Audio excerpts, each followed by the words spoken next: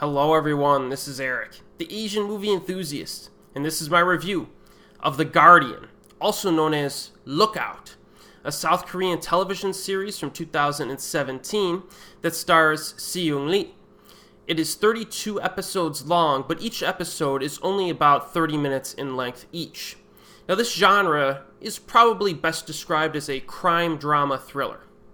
So a former detective, played by Seul-gi, is recruited by a group of vigilantes to take down a corrupt politician and his demented teenage son. So these are not the kind of vigilantes that you would typically see in American film and television. These guys do not go out of their way to murder the bad guys, completely outside of the law. On the contrary, these characters in this show form a vigilante group to realize justice by provoking the bad guys through illegal means to make mistakes and then leave evidence for the prosecutors to process them through the legal system. So it's kind of an interesting little dynamic we have here. Now the reason I watch this K-drama is because of Seul-gi. She's one of those actresses that I follow closely and I try to watch everything that she does. To no one's surprise, she exhibits a wide range of emotion here and is thoroughly convincing throughout. You know, this actress really likes to do some of her own action and stunts as well. She fights, rides motorcycles, hangs off of moving cars at one point, etc. There are a few violent fights that are showcased as well, so you can really tell this actress really likes to get into the action and do her own stuff, which is commendable and it's fun to watch. Now, Seul-gi Kim has a significant supporting role, which is a good thing. I first recognized this supporting actress from the K-drama Flower Boy Next Door, because she was very funny in a very limited role in that show, so I'm always glad when this actress pops up in something.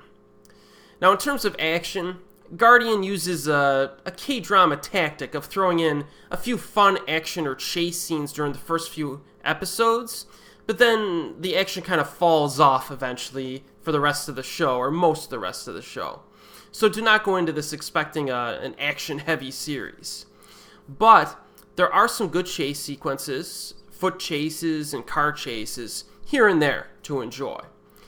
Yeah, there are cases where certain contrivances or perhaps police incompetence will result in a desired outcome, but overall, chases are fun to watch.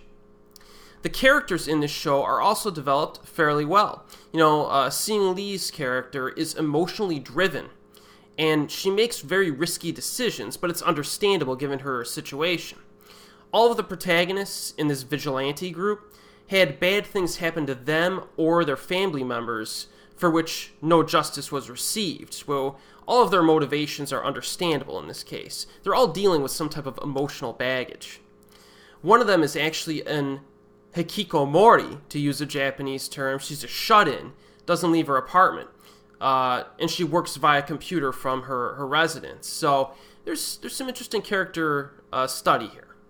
The male lead has enigmatic motives early on. You're not really sure what he's doing, but he's basically playing both sides because he wants to get close to the bad guy, who's a prosecutor, a dirty prosecutor, but he also is managing this group of vigilantes on the side. So he's using the vigilante group to kind of expose this dirty prosecutor. So he's got a balancing act he needs to do to get the job done. So it's interesting. Tone is a little bit heavier during the opening episodes where some bad stuff happens. It establishes motivation for our protagonist, our lead protagonist, to stop being a legit cop and join the vigilantes. The script develops some good tension because the teenage son of the bad guy is a freaking slimeball. At one point, he throws a little girl off a building and then taunts the mother to her face. Like that, it gets pretty intense here. So just having that character throughout the show will get a rise out of you. It'll get a reaction from the viewer because you want to see this little slimeball get taken down. There's no romantic subplot, thankfully. I'm always happy when there's not one of those, when it's not justified. There's a little one, like during the second half, they touch upon it, but they don't focus much time on it, so you don't have to worry about a forced romantic subplot being thrown in. So those are a good number of positive things to say about The Guardian, but there are also some pretty big negatives, unfortunately. the story kind of starts to run out of gas during the final handful of episodes. This is something that happens occasionally with K-dramas. A plot like this should crescendo, but it doesn't.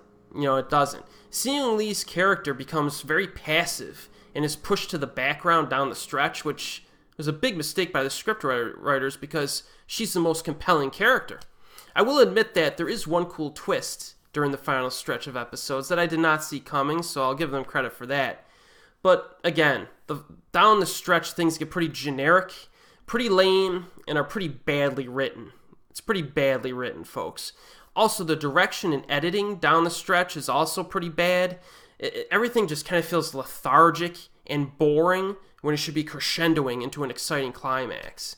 So this is not a satisfying conclusion to the show at all. It's not. And then, to add insult to injury, the final episode throws in a fight scene that has nothing to do with the main story. It's like an epilogue fight scene or something, and you don't even know why this character's fighting these guys. It's just like to end off the show on like an action note. I was like, we really could have used that action scene a few episodes earlier when the main conflict was being resolved. So I really did not understand the placement of that action scene in the final episode. So really, this turns into a bit of a mess, unfortunately. Looking back on it, I think this K-drama would have benefited from a more episodic structure, with the vigilante group targeting a different bad guy every few episodes, and you resolve that conflict, and then you go to the next bad guy that you got to take down, etc. It would have kept things fresh, and it would have provided an excuse for a chase scene or a car chase every few episodes to keep the tempo up.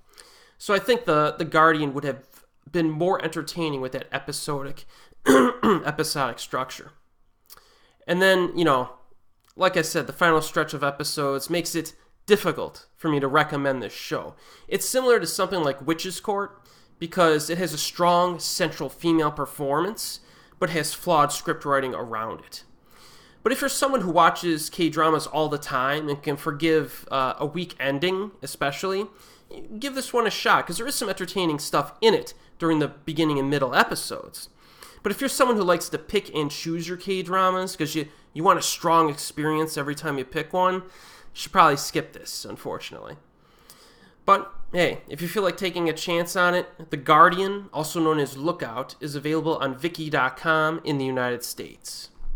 And as always, we'll see you next time.